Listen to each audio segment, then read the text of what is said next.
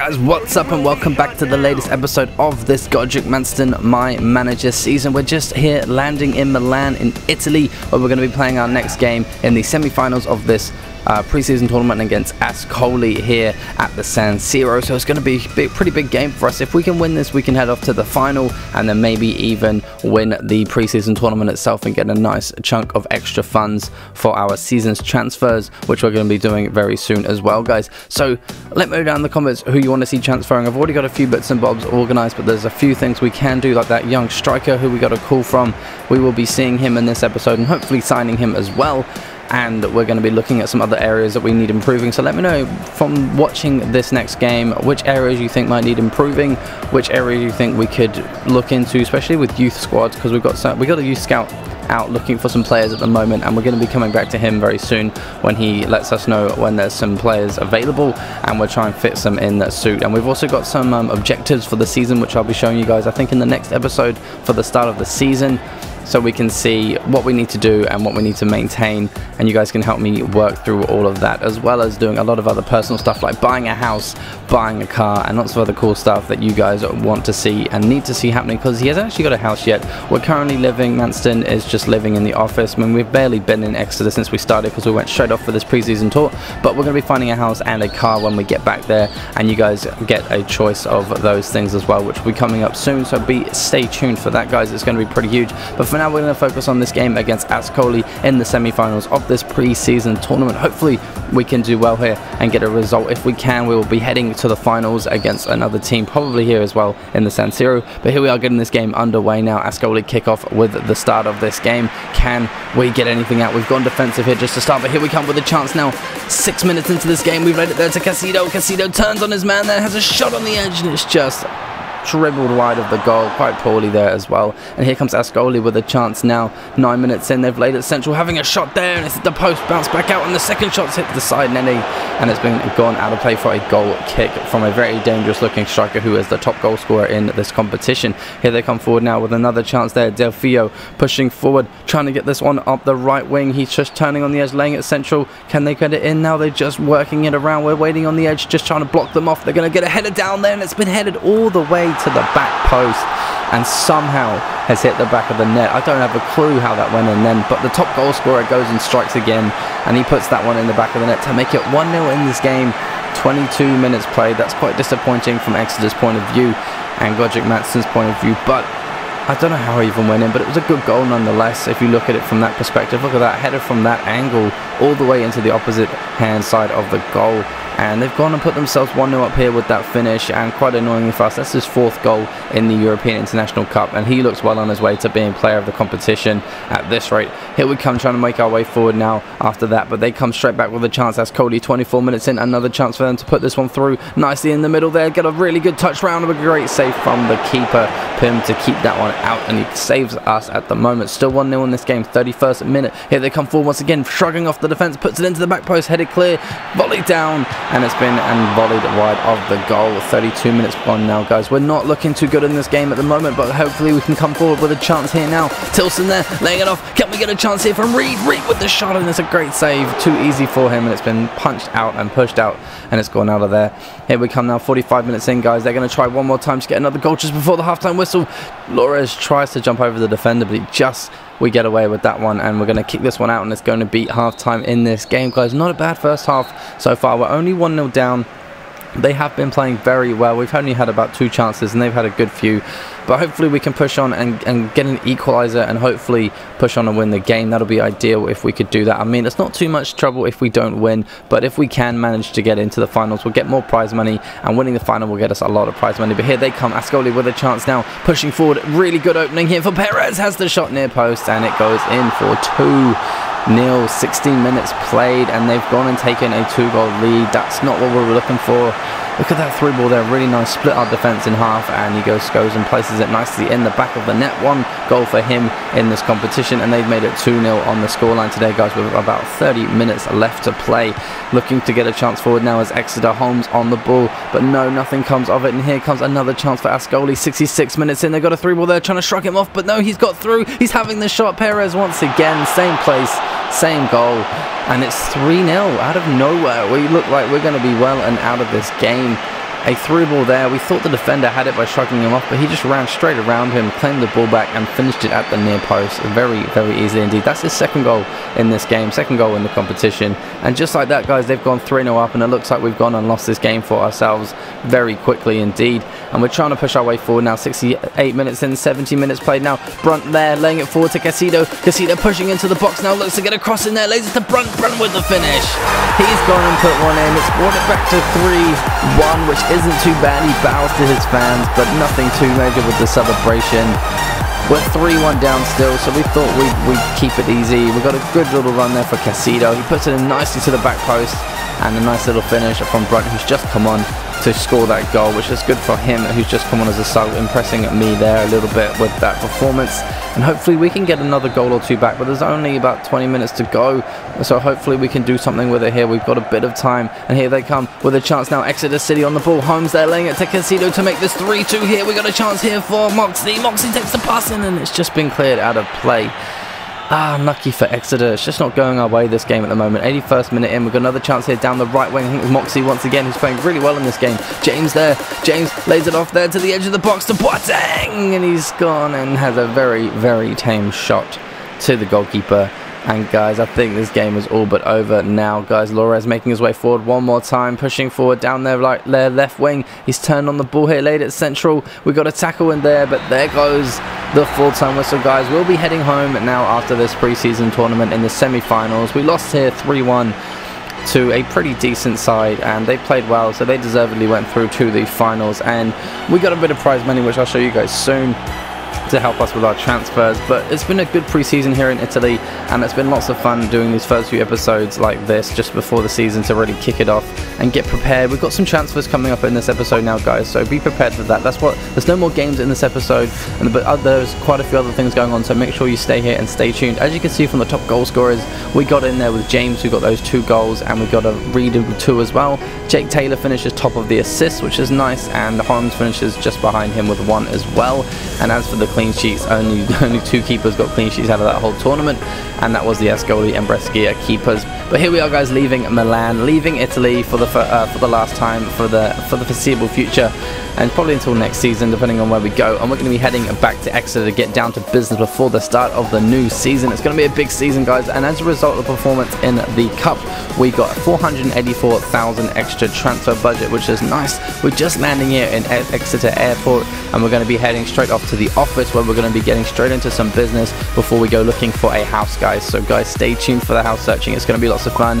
Here we are just on the bus, as you can see. Quite annoying catching buses and not having a place to live at the moment, so we're going to definitely be sorting that out soon as the season gets underway. And we've just been so busy with the pre-season tournament over in Italy, we haven't been able to do anything else. But here we are, guys, back at the office, and we're just going to head inside. And yeah, just seeing there's a car park there. We need to get our own car that we can bring here every day, and hopefully we can find a decent one. I'll let you guys choose which car we're going to have. I'll give you some options, and we can put a poll up for that and choose. We're doing a poll for the house as well at the end of this episode, so make sure you stay tuned for that.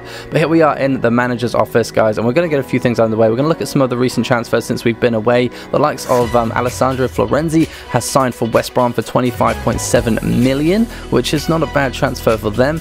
And then we've also got the likes of PSG signing Jonathan Tah, which is a very good buy for them at 32 million, so he's gone off to there. And we've got another transfer, Everton signing Danny Welbeck for nearly 20 million, which is a good signing for Everton from Arsenal. And there's also, was that Milan sealed £24.5 million deal for Tayson, yep. And we've got a couple more things to go, guys, because just getting through the transfers. The likes of Danny Rose moving over to, I think, Germany, and Mönchengladbach, 24 million for him as well. So lots of transfers, lots of big transfers going on around the world. Not that they concern us right now. And the likes of Ricardo Quaresma joining Tottenham Hotspurs for the 33 years old as well for 24 million. So he's doing well for himself over in Tottenham. But it's not much we can worry about right now. But maybe coming in the future seasons, we need to know some of that information. But guys, here we are with that striker that we were talking about, the 16-year-old young striker we had on the phone, and we found out that he has a buyout clause of 620,000. Now I thought this was I had a look around with some strikers, and a lot of them were really hard to get with some good potential. He's got great potential. He's 16, 58 overall. His name's Romero, and I think we're going to pay his buyout clause, so we don't have to talk to the club, and we can go and talk straight to him and try to figure out a contract to sign him, and probably use him quite a lot, I reckon, if he's a decent player. So guys, here we are getting into that negotiation now. we're in the office, we've invited him in, and we're going to have a quick chat with him about the transfer and about the contracts that he wants to have. And here we go, guys. Thanks for having us. Let's begin talking about his role. So his role at the club, I'm going to say they want sporadic. I think that's a pretty good one to go for, because I don't want him playing every single game just yet, being 16 years old. So we're going to keep him as a sporadic. And they said, yep, that sounds like a good idea. And now we're going to sort out how many years we want on this contract. And I've offered him 5 years, but he wasn't too keen on that. And they said maybe just 3.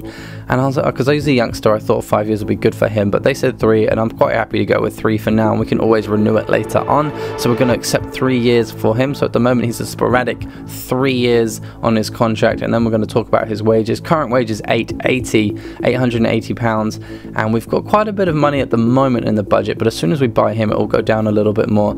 And as for the release clause, 820 is what they're asking for, which I think is not too bad, so I've said yes to that as well.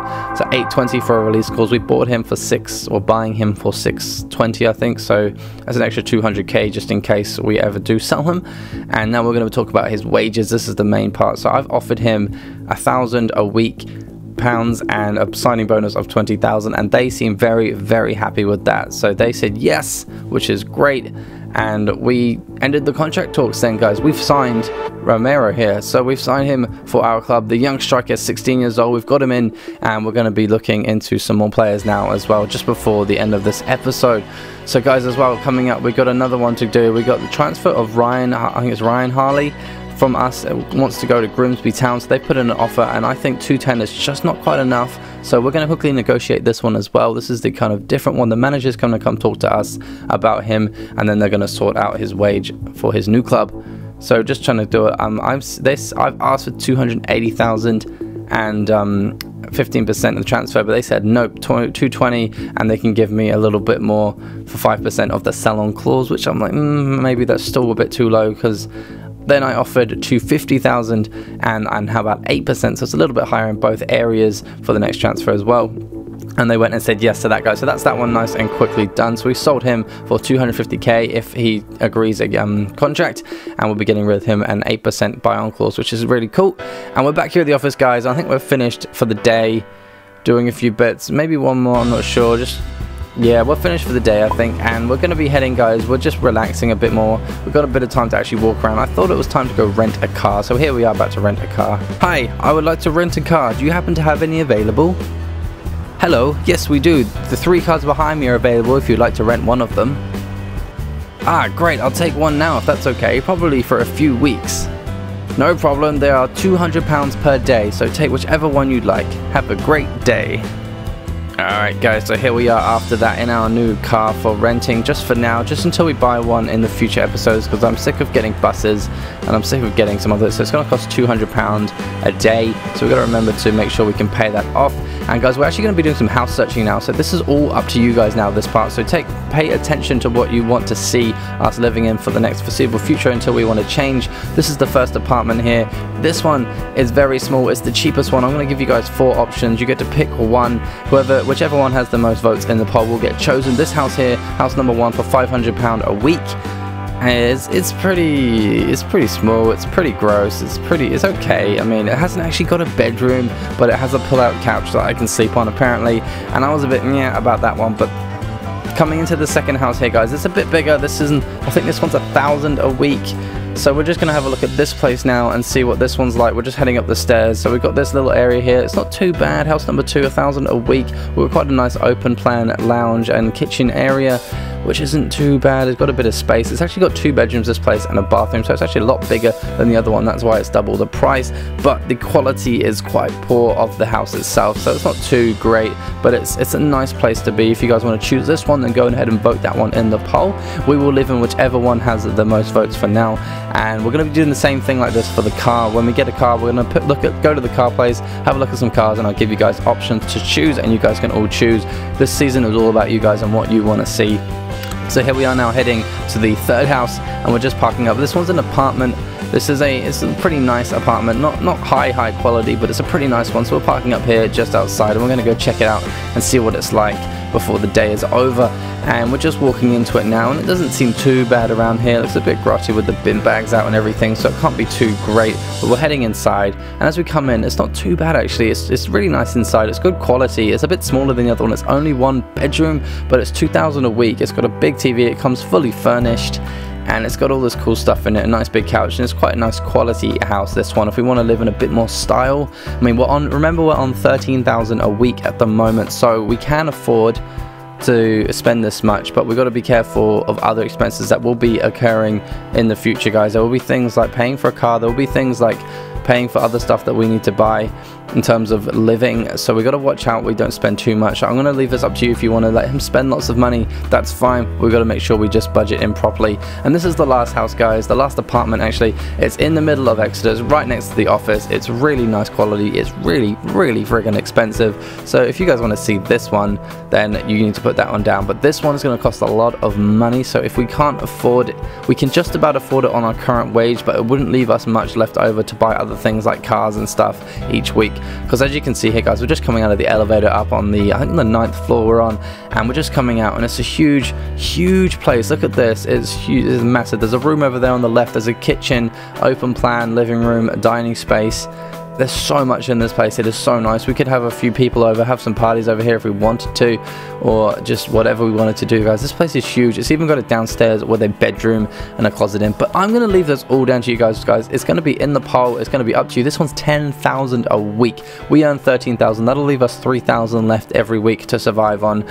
But it could be a really nice place to live. Or do we wait till we have a better wage at a bigger club before we go straight into the big spending of the apartments? But that's it for this episode, guys. So please hit that poll. Let me know what you want to see. And that's it for this episode. We'll get the season started in the next one. So please like, share, and subscribe. And I will see you all in the next one. Peace out.